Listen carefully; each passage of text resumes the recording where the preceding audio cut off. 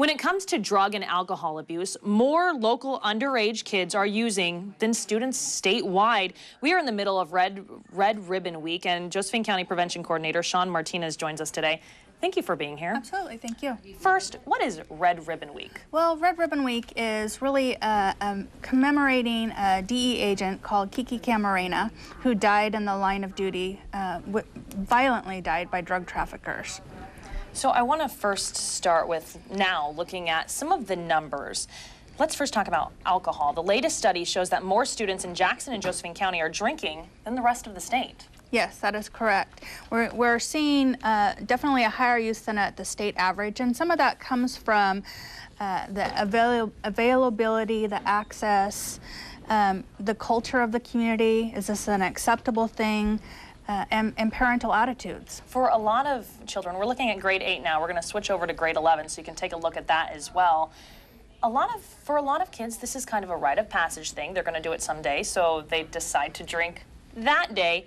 As a parent, how can you talk to your child about underage drinking? Well, it's an ongoing conversation. It's not just a one-time sit down, here's how it lays out kind of thing. It's really this conversation from when they're 5 and 6 years old, setting a standard, modeling good behavior, what is good alcohol use, what is not, and how to create those clear standards, consequences if they use, just setting up a conversation ongoing. It sounds like that conversation would also be a good tactic when you're talking about cigarette use as well. And let's take a look at some of those numbers.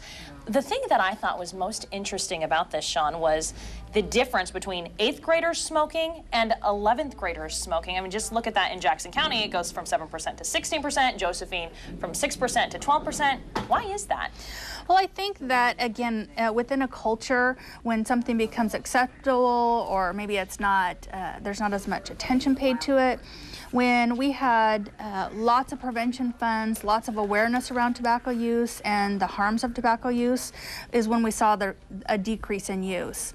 And now with so many other substances in the limelight, or what we call the drug of the year or something, it kind of goes down below the wayside, and we don't remember to talk about the dangers of it.